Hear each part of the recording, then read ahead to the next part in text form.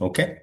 My name is Hussam Mahmoud. I'm a faculty at Vanderbilt University, and I'm really excited um, to be moderating the webinar today. This is a very important topic, and I am personally working quite a bit in this area. Um, we have a wonderful panel today that addresses the wildland-urban interface fire and how different modeling approaches can be used to understand how we can actually quantify vulnerability and risk. I will share my screen and maybe give a brief introduction of what the webinar is about and kind of put things in perspective for everyone. I think it's important to for people to understand the context. And I'm assuming everybody can see my slides. Okay. Um, as I mentioned, I'm a faculty at Vanderbilt University, and I'll be moderating this webinar. The idea behind this webinar actually goes back quite some time ago. We worked on a webinar on a workshop that addresses this problem. The wildfire problem is, as everybody here probably knows, is a global problem. It's not a problem that is confined to the US or Europe or Australia. It actually single continent is experiencing wildfire problems. And the slide just is meant to show you the extent to which wildfire is a global problem. As probably many of you know, that the area of the burned acres have been increasing, as you can see in the image below, and that doesn't necessarily imply that the frequency of the events have been increasing, but just the wildfires are becoming more extreme in terms of how aggressive they propagate and how intense, and of course, consequently, the level of destruction that they leave behind. You can see on the right-hand side, it just shows you an example of losses, structural losses in the U.S., which is what prompted this webinar. As I mentioned earlier, these structural losses, which happen quite a bit in the U.S. and also everywhere, as everybody's following, Chile, Greece, Spain, even countries that you would not think they would experience wildfire destructions, Lebanon and Algeria, and it's all over the place. In the U.S., obviously, it's been getting a lot of attention, given that California, which has a lot of expensive properties, have been dealing with major insurance issues and losses. We had started to address this using sort of different, obviously, there are many initiatives in the US and around the world, and you're going to hear about some of this in our webinar today to address this problem. Back in 2025, I had the pleasure of chairing a workshop which was organized by the Inter-Academy Partnership. The Inter-Academy Partnership, for those who don't know, is an entity that orchestrates activities among 150 national academies worldwide. Dr.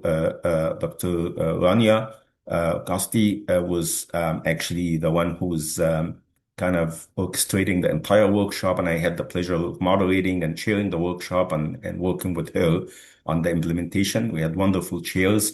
But the whole point of this workshop was to look at the wildland-urban interface fires. And we came with a very simple hypothesis. That is, there's extensive work on fire propagation in the in the wildland, but there's limited work in the wildland-urban interface. We wanted to basically understand the landscape. Is this true or not worldwide? Also, policies are vague, somewhat ineffective, and lack the coupling of mitigations in the wildland and the WUI. Is this true or not? And with these two hypotheses, we wanted to know the landscape of the WUI wildfires modeling, models resolution and validation, who's doing what is the validation of these models, and the use of the models to establish governance and policies. Have they been used or not? Well, they're just models that we are developing in an academia, and so on. We had an interesting, really wonderful workshop. It was hosted at the Spanish Academy of Sciences. They were very generous and very kind to host us. And the workshop goal was to identify challenges and barriers to modeling wildfire in damaging communities and to develop a roadmap for an effective wildfire risk assessment and management across different national boundaries, and also cultivate international collaboration and understand the limitation in data, modeling, and so on. Now, I'll have to admit the second bullet is something we touched on in the workshop. We did not dive deep through, and but we were left after the workshop feeling strongly that without this international collaboration and understanding data availability everywhere, who has what, how can we share it, our progress will be somewhat limited. The outcome of this workshop was a report that was published by the IAP. And this workshop actually, which summarized in the report, included really 5 sessions. Well, we had an initial keynote, which provided perspective on wildfires, but then we had a session on wildland fire behavior in general. And then, as you can see here, session 2, 3, and 4 sort of delve deep into wildfire modeling, from physics-based models to WUI fires with semi-physics-based models to empirical logic, statistical, and artificial intelligence models. And so today, our speakers are going to be touching on some of the models that were presented in session 2, 3, and 4, and some of the data requirements and so on. We have wonderful speakers. We have speakers from different parts of the world. We have Dr. Savvas Gkantonas. He is a co-founder of a company that does quite a bit on wildfire modeling. We have Elsa. She's a professor who's doing wonderful work looking at faulty tree analysis and fuzzy logic. We have Dr. Jason Sharples, who also works on fire dynamics, modeling, EMPER, and so on. And so I don't want to take much of their time, and I will maybe give them the floor so that they can discuss the work. We will start with Dr. Jason Sharples, who's going to talk to us about really interesting phenomena for modeling impulse and how different modeling techniques can allow us to understand their behavior. So, Jason, you might want to share your screen.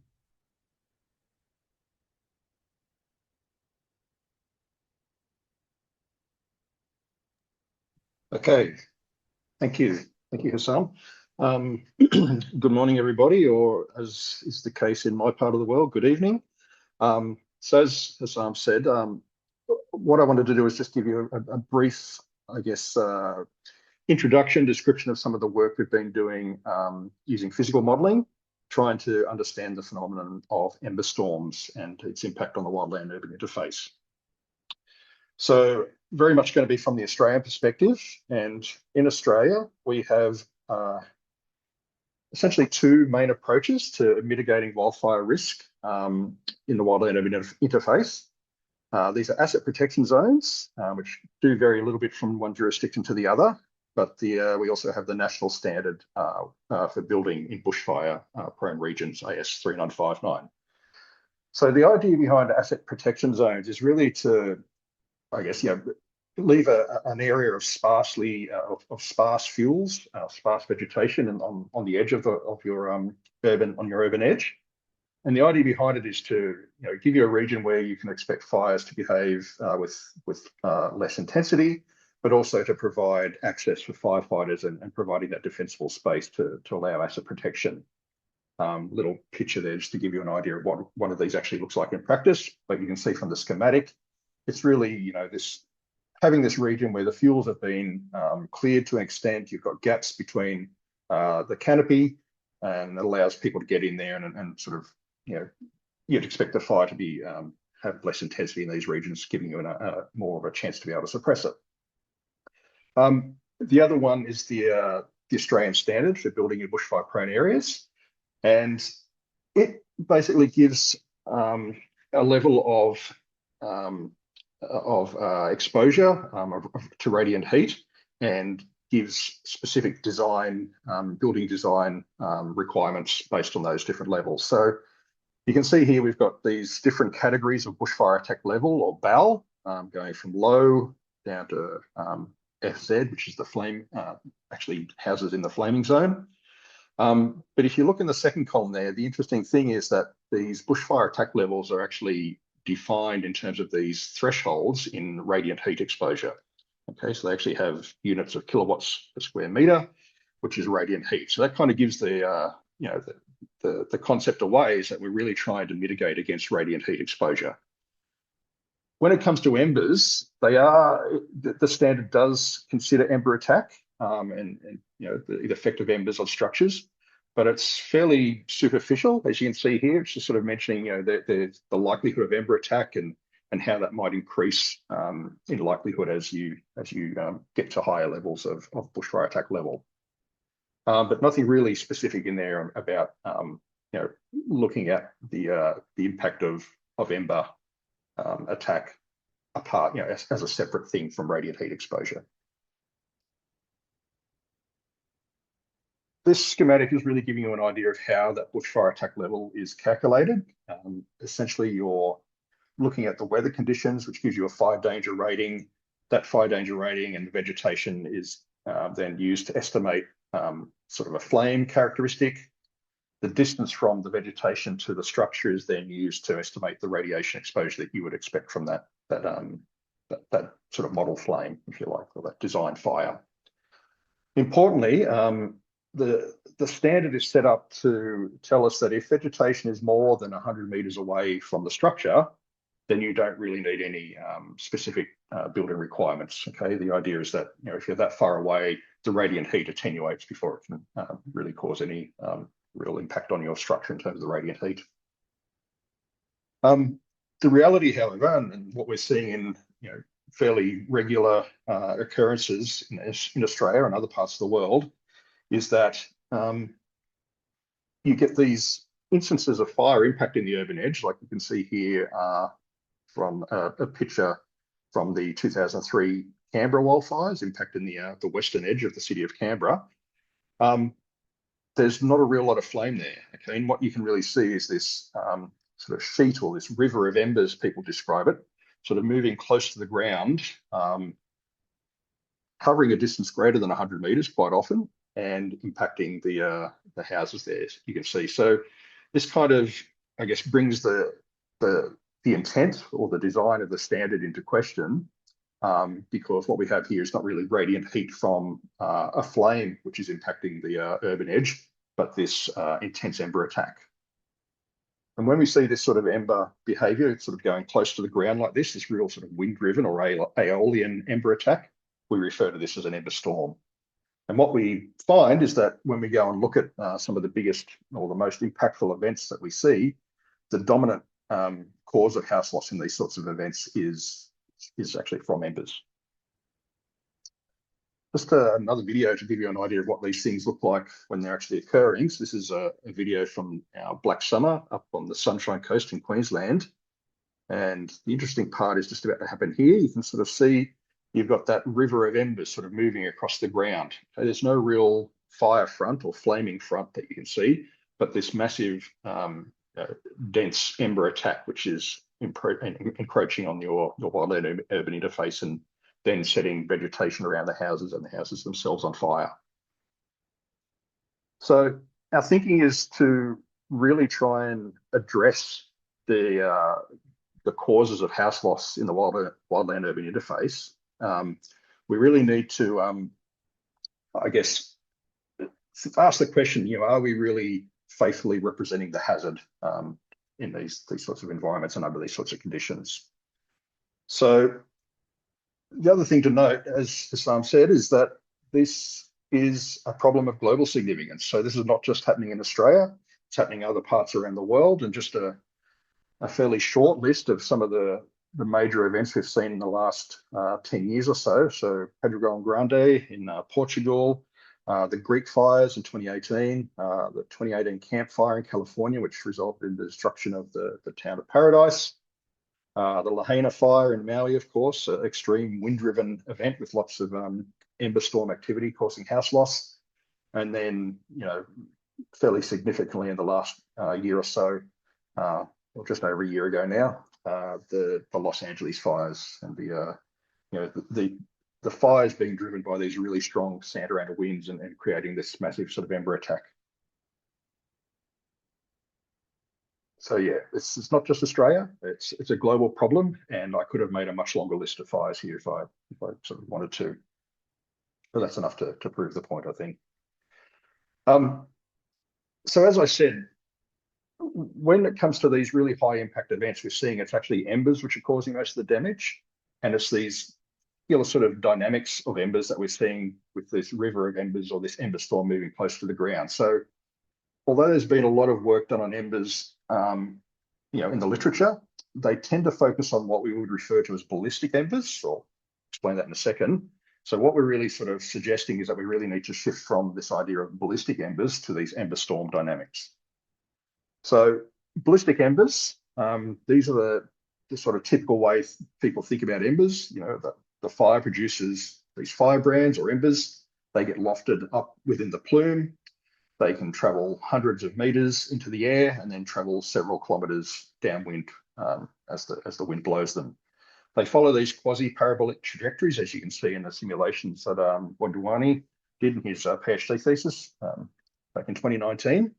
But what we really want to do is try and shift the focus from studying these sorts of embers to this sort of dynamic where we have these millimeter scale particles or embers, which sort of are confined to a fairly low level, around roughly 1 to 2 meters above the ground.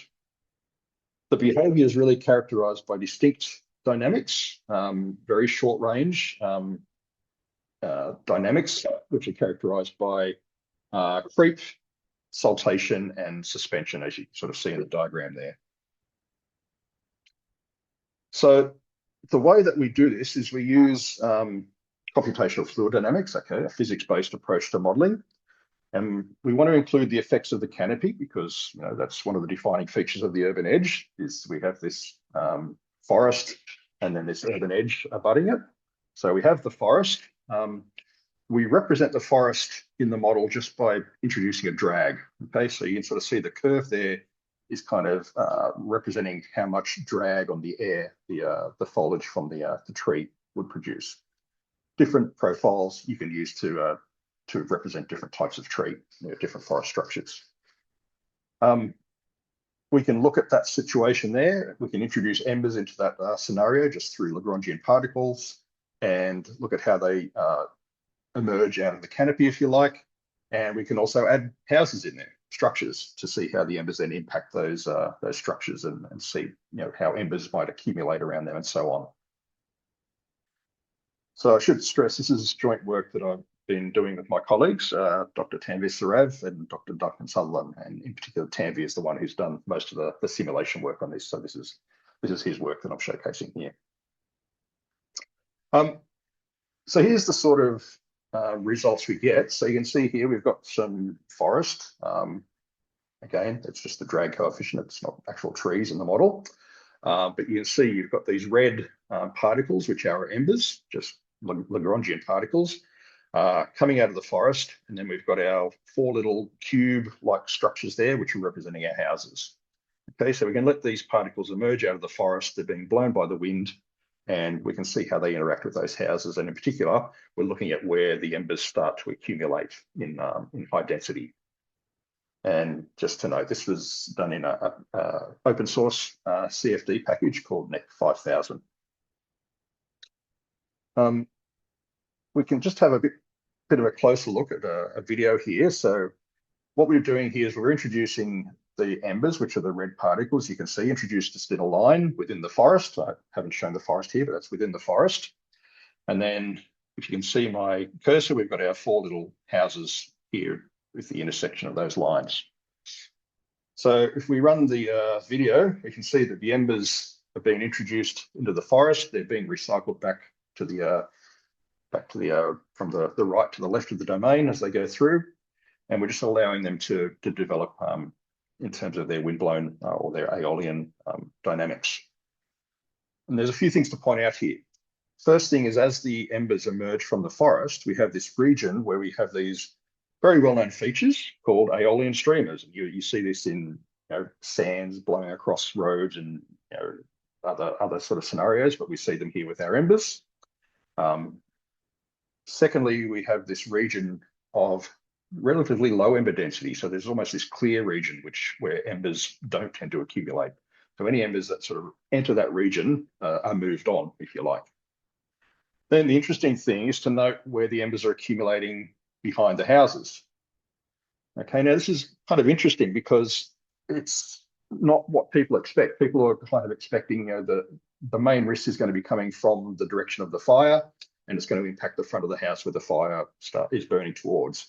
But what this is telling us is that when we're looking at ember storms and this sort of dense ember attack, the embers are actually accumulating behind the house. Okay, now this is often where people can have wood piles, sheds, all these sorts of structures which they may not be thinking about in terms of mitigating their risk. And when we talk to people like Justin Lennon and Raphael Blanky, who've done the post-fire analysis, they often say that there's indications that fires are actually starting from the back of the house. So this is, I guess, really giving us ways of highlighting the risks a bit better. We can use it to really inform the community about how to prepare their houses for fires better. We're now working with some of the local emergency services here, community education programs based on this modelling. But we think it can also start to inform some of the building standards a little bit better. So to finish up, I just want to sort of talk about how we can really start to advance the science in this area. And it really comes down to three things: better data, better tools, and stronger partnerships. The first thing is to really note that we have a distinct lack of high resolution field data when it comes to these sorts of phenomena. So there's just not data out there which gives us high resolution measurements of ember flux, ember size, and density particularly during these extreme events. So there's a real need to be able to develop that empirical base for us to improve the models and to validate the models. Secondly, fire is a multi-scale process. It sort of spans, large atmospheric scales down to fine scale, the building sort of scale where the impacts are felt. So coming up with a way that we can address this multi-scale nature and models which kind of bridge these scales that enable us to go from that large scale atmospheric dynamics down to the scale where the impacts are happening is really important and an ongoing challenge. We are seeing a lot of new technology come out, which is, I think, going to be really useful and helpful in trying to in giving some of the information that we need. So this is information coming from sensor networks and LiDAR, which are really going to give us a better idea on things like the state of the fuel, the structure of the forest, and some of the ember transport dynamics that we can start to capture and use to validate our models again. The final thing, though, is really, I think, to stress the importance of cross-disciplinary and multinational collaboration. As we've tried to stress, this is a global problem. People are experiencing it all around the world. It's a multidisciplinary problem, so we really need to think about how we better integrate the findings from different disciplines, integrate that with emerging technologies across the globe, and really try and work towards practical solutions. So we'll leave it there. Thank you very much. Great. Thank you so much, Jason. Wonderful presentation and a lot of really exciting work. Let's move to the next presenter and make sure we are not losing much time. Dr. Elsa Pastor will tell us about how fuzzy logic and fault tree analysis can be used to quantify home ignition. Elsa? Yes, thank you. I guess you can all see my screen already? Yes. Excellent. So let me put a pointer. Here we go. Yeah, I'm going to talk a little bit about our modeling approach when it comes to understand vulnerability of dwellings at the Wildland-Urban interface, in which we have been mixing fault tree analysis and fuzzy logic. So I'm going to briefly explain you what these techniques are. But before starting with the techniques, I'm going to provide you with a super brief overview of the risk analysis main components or main factors that we have to consider when it comes to analyze vulnerability at dwellings scale. Then I'm going to present the model, and finally I'll finish with some challenges and opportunities. So as Jason was mentioning, the wildfire problem, the wildfire phenomena, is characterized by the interaction of multiple phenomena at diverse scales, right? So there's this landscape scale, the community scale, and the homeowner scale. And today's talk is going to be about the work that we do here at Certec at homeowner scale, right? But we have to acknowledge that the three scales are interrelated, and we need to take into account all of them when we study the global problem, right? So as Jason was also putting in his presentation, when it comes to understand the risk, we have to actually have a clear picture of the hazards, of the exposure, and then of the vulnerability of the asset we want to analyze or we want to study, right? At parcel scale, at homeowner level, the hazards might be coming from ornamental natural fuels like these green hedges, for instance, or from man-made fuels like from piles of woods or all different kind of materials and furnitures that might be around houses, or also from the wild fuels, those fuels close, natural fuels that might be still close to the buildings, right? So when those fuels are ignited, they can provide different kind of exposure modes, radiation, flame contact, and firebrands, as Jason was mentioning. So we have to account of all these different kind of exposure expressions. And then we have to understand the different kind of vulnerabilities that our structures may have. Either they are the roof, the glazing systems, the ventilation systems, etc. So we have to take into consideration all those different factors when we want to model risk or want to model vulnerability of our homes at the Wildland-Urban interface.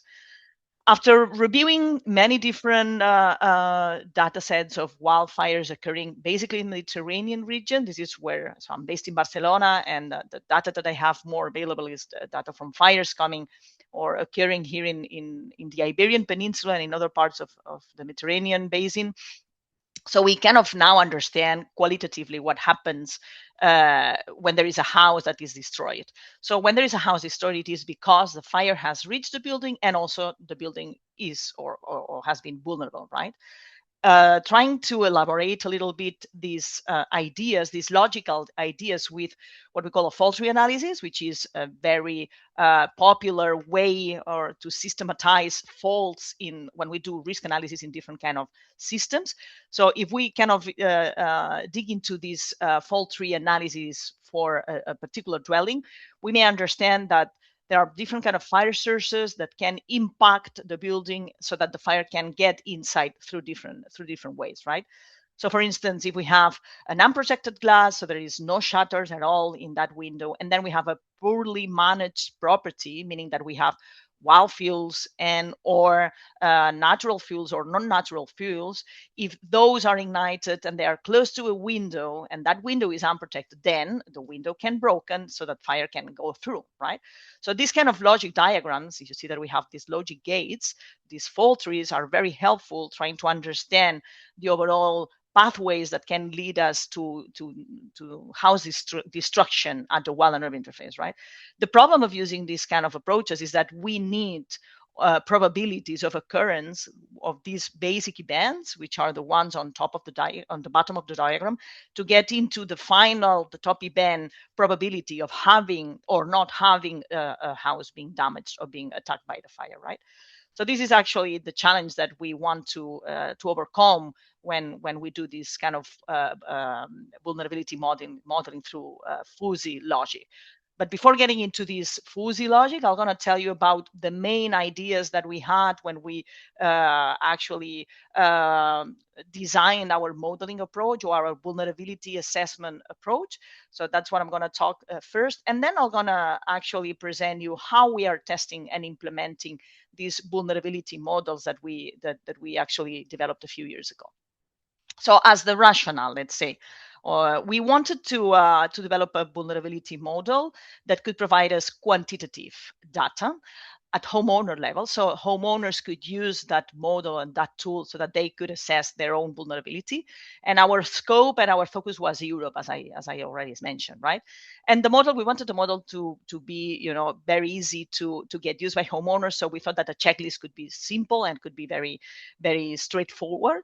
So in that kind of checklist, we wanted to incorporate questions like, for instance, do you have protection for all your Windows systems, yes or no? Or what materials are the shutters made of? Or for instance, when it comes to analyzing the surroundings of the building, do you have hedges aligned with wind direction? Or are there any artificial fuels, so non-natural fuels like outdoor furniture, store materials, etc.? So that was the kind of idea that we had in our mind to build the system with these components, and of course with the base, with the fault tree analysis becoming the base of analyzing all that damage, right?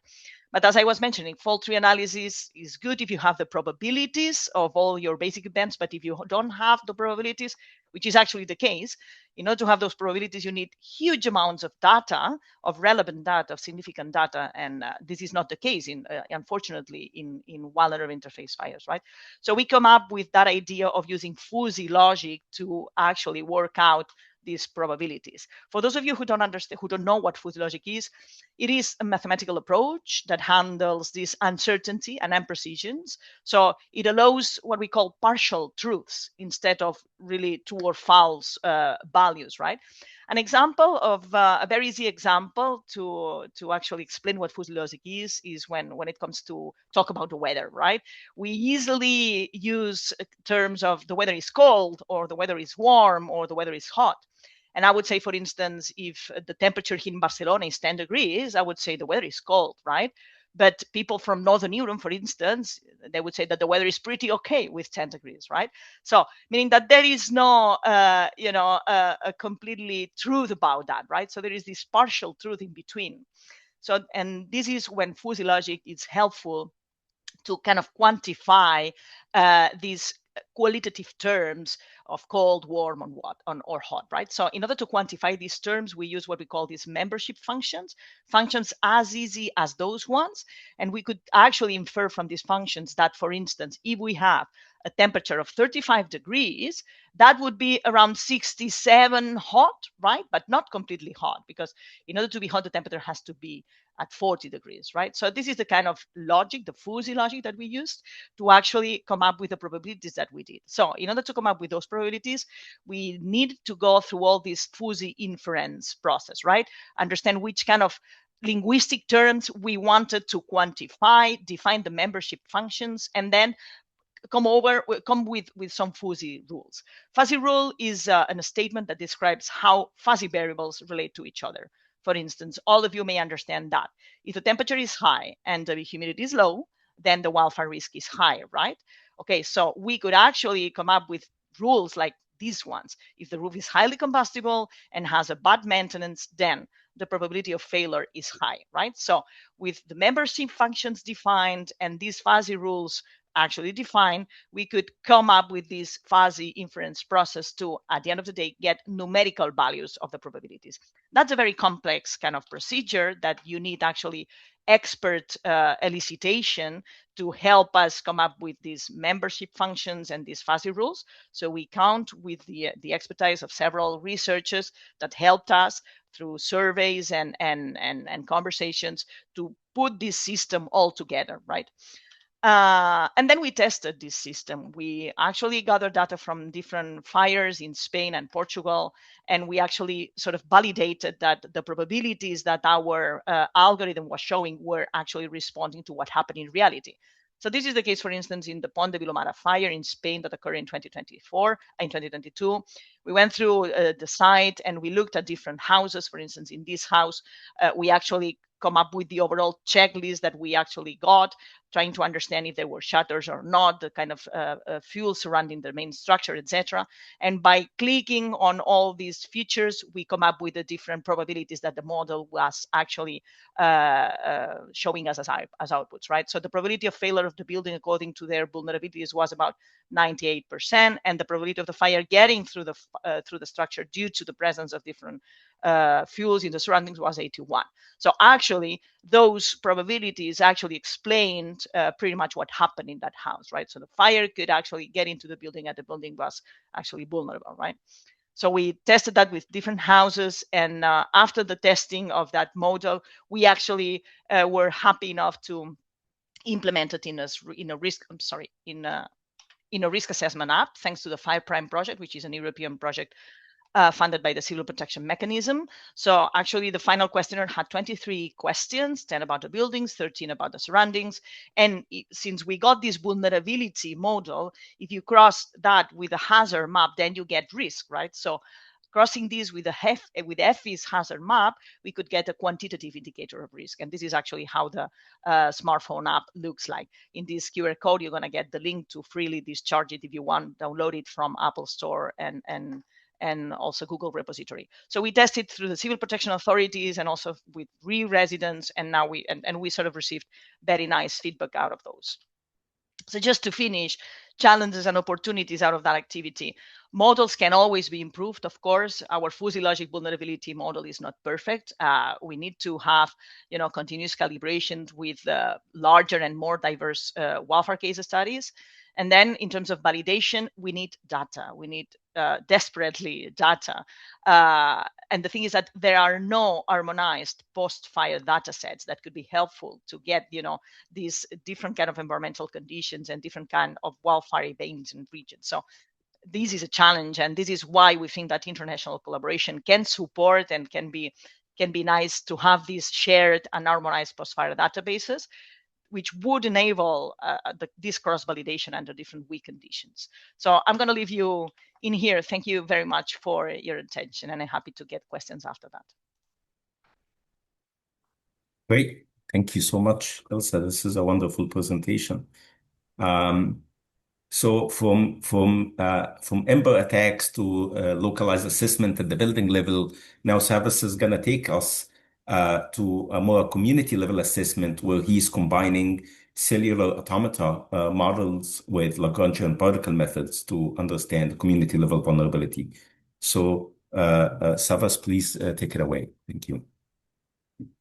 Thanks a lot, Hussam. I hope you can all see my screen and hear my voice. Yes, we can. Fantastic. Okay, so hello everyone. I'm Savvas Gkantonas, co-founder and CEO of PinePig. Today I'm going to give you a quick overview of our spread modeling activities within the company. So my background is in combustion science and computational fluid dynamics. Before founding PinePig, I was working at the University of Cambridge on problems that at first glance may seem quite far from wildfire, but in essence, they are not. So PinePig started from the observation that some of the same physical principles that matter in engineered combustion systems also matter in wildfires. And the scientific and practical question that EPAS motivated is very simple. How can we make wildfire behavior more predictable, especially when fire moves from the wildland into the built environment? So today, PinePig is a team doing exactly that and working at the intersection of wildfire science and technology through physics-based modeling, Earth observation data handling, AI, and lots of operational software. We are not an academic group, but research and development is at the core of what we do. Now, what we are doing within the company is we're developing a software platform we call FlameSight.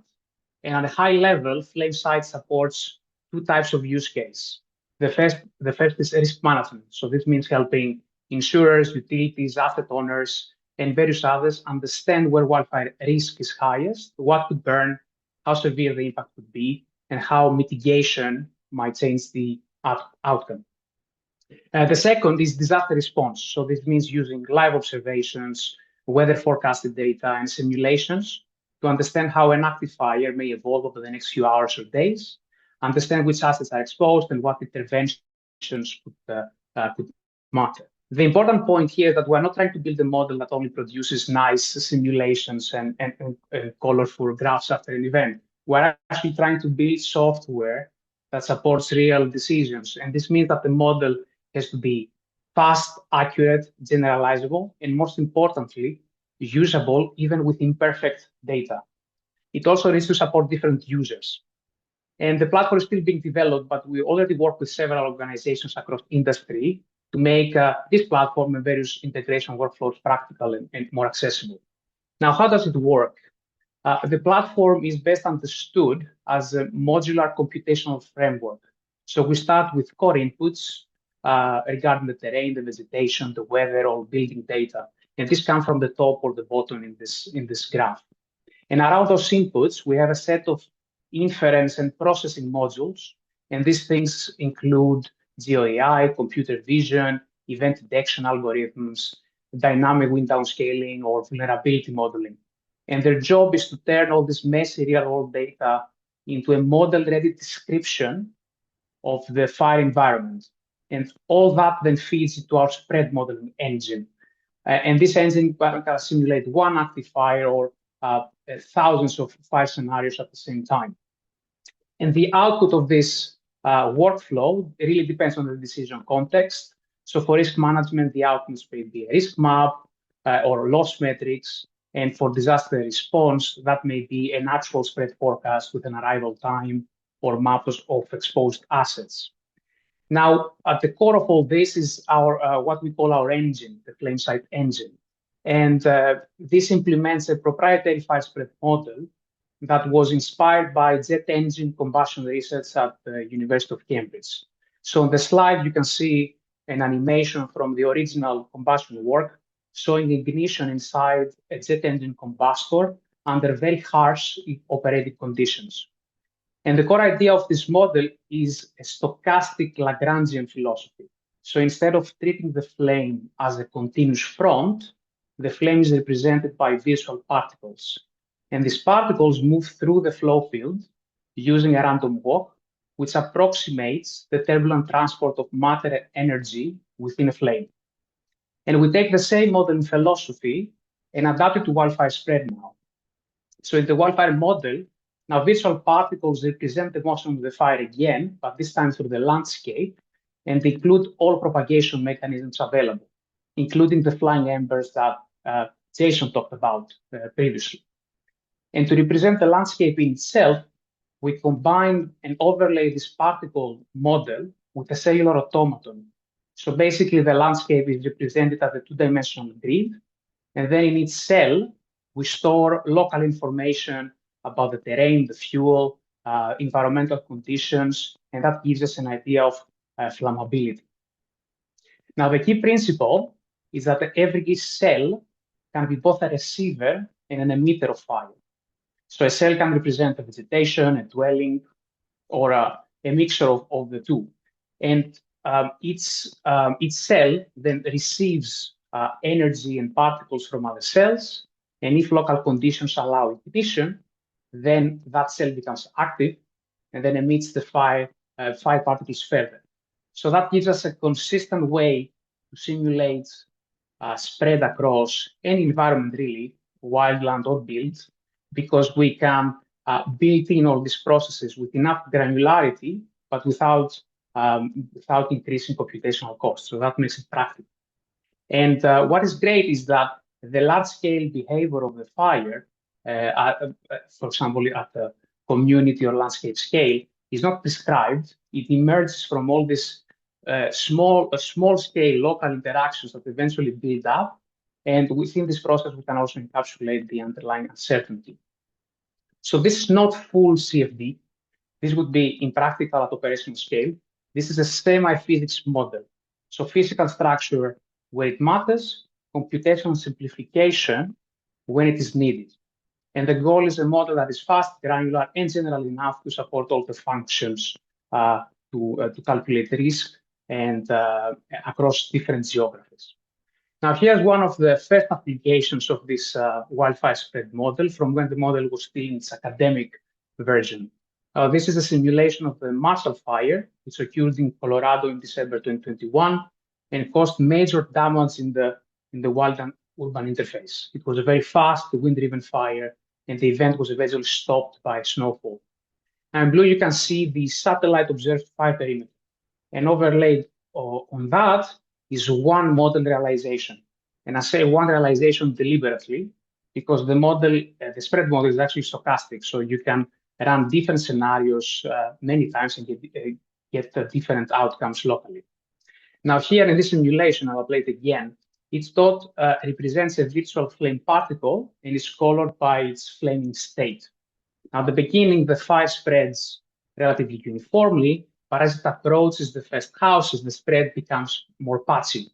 And you can also see individual structures burning for longer periods, shown by the yellow and red particles that appear and pop up intermittently.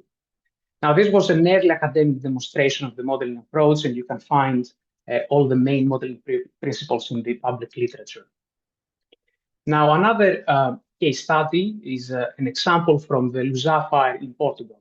I like this fire a lot because it is a challenging fire with strong terrain effects, complex weather-fire interactions, even including plume-dominated behavior and transitions from a wind-driven to plume-dominated regime. And these are exactly the conditions that really stress test models and are very difficult to predict. But here we do a very good job at predicting the spread, as you can witness from the animation. And what is important here is this was run using a unified configuration. In other words, we didn't tune or heavily customize the model for this specific event.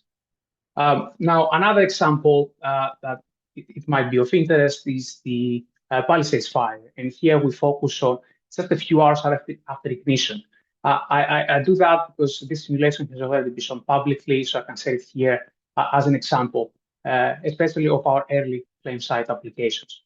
Now in blue here, you can see the approximate fire outline as derived from aerial imagery around 8 hours after ignition. And this is a very interesting point in time because that is the time before the fire developed into a more dominant urban conflagration. But even up to that point, the spread pattern was highly patchy. So let me try to replay. And that patchiness really matters. So in this simulation, the model does a very good job of identifying that patchiness in exactly the areas where embers and firebrands are likely to land and generate new ignitions, which is usually one of the hardest parts of wildfire spread to capture. And again, this was one of our first simulation using the FlameSight platform. And since then, we have continued improving several sub-modules, including the wind representation and even the granularity of the asset attributes used to assess the damage and also the spread dynamics within the built environment. Now, very briefly here, I have already shown how we think about wildfire modeling, wildfire modeling at Pine Peak. And I hope you can appreciate from the case studies that this approach can capture different types of fire behavior. Now, if we want these models to support real decisions everywhere in the world, we really need to test how well they perform across many different conditions and scenarios. So this is where backtesting process is crucial, but also very difficult. And for that, we need broader access to archive data from historical fires, but also be better prepared for future fires and collect data for those. Now, the first category is exactly what Elsa said: post-fire asset inspection and damage data. It's so crucial to understand what burned, what survived, why, and under what local conditions. And this is the only way to understand asset vulnerability and try to be predictive about it and say something meaningful for future risk. And the second category is fire progression and intervention data. So from our perspective, it is very important to develop a spread model. You need to understand how the fire evolved, but during that process, what actions were taken, when, where, and with what effect. Because from just one final perimeter that you extract from a satellite, we are missing so much of the system. So we do not know how much of the observed outcome was actually driven by the weather, the fuels, ember attack behavior, whatever that is, or how much that was shaped by suppression. And if we do not know that, it becomes very difficult to guide the models in the right direction, no matter how complex these models are. So I think this is there's too much work to be done in isolation, especially if our objective is to do this at global scale, because this is a truly global problem. And because this type of data collection does not necessarily involve exchanging proprietary models, it is actually a natural low friction space to collaborate between academia and industry. And from our perspective as a company, this is a very important point. Now, with that, these are my thoughts. I would like to thank you for your attention, and please feel free to scan this QR code and contact me after the webinar for a chat. Thank you very much. Thank you, Savvas. Wonderful presentation. Another great presentation. This is an excellent way to start the morning here in the US with wonderful talks from everyone. We have 10 minutes left, which is great for the question and answer session. I'd like for our panelists to try to be kind of brief with their answers so we can get as many questions or have discussions. So please, for those who are online, please type your answers and we'll try to get through them. I'll start with a question for Jason. The question says, there's lack of data from the Ember storm. And so the question is, do you have any experience with comparing the output of your model with direct observations on fires, maybe through case studies? Do you have any thoughts on that comparison, Jason? Yeah, the answer is not really, no. I mean, and this is one of the real challenges because you're generally only trying to see the effects of these sorts of events after the fires occurred, where you sort of go in as a post-fire investigation team and so on. So the best, I guess, data we have is actually video footage, and I showed some videos and some stills during my presentation. And really, it's sort of using that video footage to try and piece together, the sorts of dynamics that you get in these sorts of events, and then coming up with the models which emulate them in some, at least quasi-realistic way. Mm-hmm. Okay, great. Yeah, but presumably I would assume there could be experimental work that can be done to set up these sort of Ember storms and try to capture that with videos as well. There is, but I guess, having the full interaction with the buildings, the canopy, right, and exactly. the environment. Yeah. We don't want to burn any buildings. Yes, I agree. Yeah. Great answers. Thank you. So the next question we have is for Elsa on the fuzzy logic predictions. And this question comes from Ali. That says on all the input data for the logic faulty tree analysis comes from the real world data, like the actual data from the fire events, or where do you get actually the data for the logic analysis, fuzzy logic predictions? And to what extent is the modeling input like CFD can be useful as an input for the fuzzy logic? Can you rely on other models as inputs for your full tree model? Thanks, Ellie, for this question.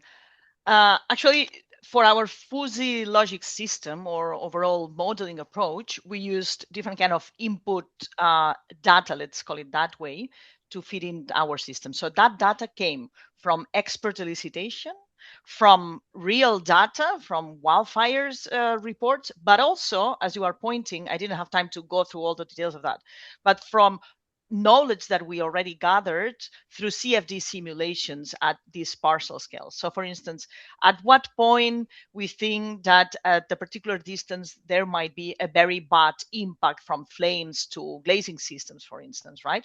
So this previous knowledge that we already had of systems, of building systems being impacted by fire, we already actually proved through CFD simulations.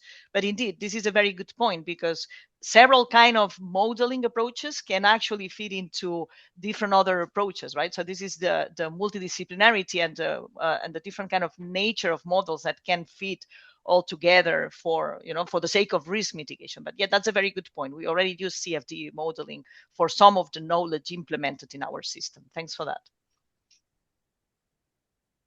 Great. Thanks, Elsa. I guess as a quick follow-up question, the model takes input that relates to that building envelope and the windows and so on. That depends on human behavior. So is the sort of the vulnerability, because, I might leave the window open this morning, but I close it, next month. So essentially that vulnerability is quite dynamic, right? And it's measured at a given point in time. Yeah.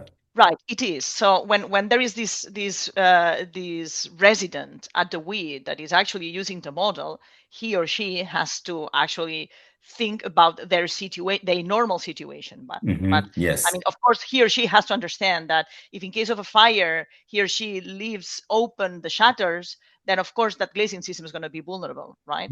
So there is Yes. in our Fire Prime app, there are some sort of there is embedded also a list of recommendations of what to do in case of fire. So don't forget, close those shutters and these particular fire safety tips that the civil protection authorities usually recommend. So they are also embedded in that. Yeah, great. Yeah, thank you. Okay, we have a question from Pau Lei for Savvas. What is the runtime for the simulation of the Palisades fire? And is the cell size and relationship between cells and building, is the relationship between the cell size and the building footprint? How many buildings are in your cell? Essentially, that's what the second piece of that question. In terms of the runtime, it depends on the computational setup you have, but it's typically in the order of seconds.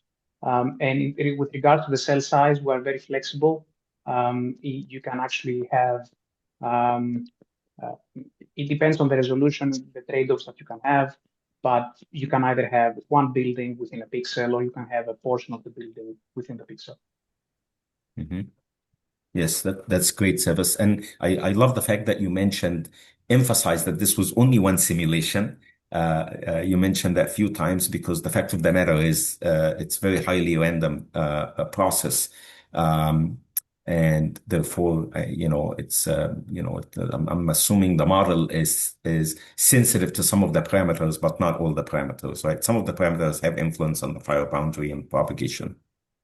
Right? That's correct. There are different types of uncertainty that we try to put into the model. The very basic one comes from the turbulent wind, and this is kind of like our default. So that means we run the simulation multiple times, and we collate all the realizations together to be able to say something about the probability of fire motion towards a particular asset of land. And then there's another layer of uncertainty that we encapsulate, which has to do with the inputs. Again, about the wind is very simple. When you get a forecast, forecasts are also probabilistic, so they come as ensamples, meaning you have potential outcomes, and we try to also factor this in. And to add to that as well, there's also information about the static, let's say, fuel layer that is also uncertain, and we could also take the uncertainty into account as well. Okay, wonderful. Okay, so we have a question for all panelists. So we will start with Jason, then Elsa, then Savvas. The question says, do you have access to data from the units operating locally in terms of humidity, temperature? What's the level of data accessibility that you have in the incident area? And if not, would access to such data be useful and help you in your work? And this question comes from Orestes Pasaros Lerdis, and I apologize if I butchered your name, but thanks. That's an excellent question. Jason? Yeah, thanks. I mean, the answer is very rarely. And it's kind of I kind of alluded to this when I talked about the multi-scale nature of these phenomena. I would say that often, if you're looking at really fine scale situations down at the house level, then that sort of data, having that really precise data is not all that helpful, actually. If you're talking about temperature and relative humidity, the main influence that is having is on sort of the moisture levels of your fuel, and they're going to be changing with a bit of a lag anyway. So having that immediate data is perhaps not that helpful. I guess what we try and do in our modeling is try and look at fairly idealized situations and try and understand the basic physical processes. Then once you have that understanding, then you can try and adapt it to more local conditions. But these are very turbulent environments, so it's really hard to get a good handle on what's going on at that fine scale. Yeah, and these conditions are changing even at a given event. I mean, the temperature and the humidity. Great. Yeah, that's a great question, actually. Okay, Elsa. Yeah, in our case, the data that we actually would like to have in an incident area is not really weather data, but the ignition pathways that are leading to the house destruction. There were fires that were analyzed by NIST in North America, where they could take advantage of security cameras that were deployed in weak communities. And from those security cameras, they could pick how actually some houses were destroyed. How and where was the first ignition point in that plot level, and then what the fire was doing all around the community, all around the house. That information is super, super helpful, right? So if you have that in your incident moment, that's super good. But if not, you can sort of reconstruct that when you go and you do your post-fire analysis on field. Great. Yeah. Okay, Savvas. And from my perspective, I don't think either that weather data is what we need. I actually would like to know what the incident units are actually doing.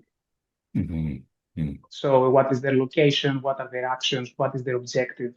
And get updates about how quickly they met that objective or not, because that would affect the wildfire behavior in the next hours.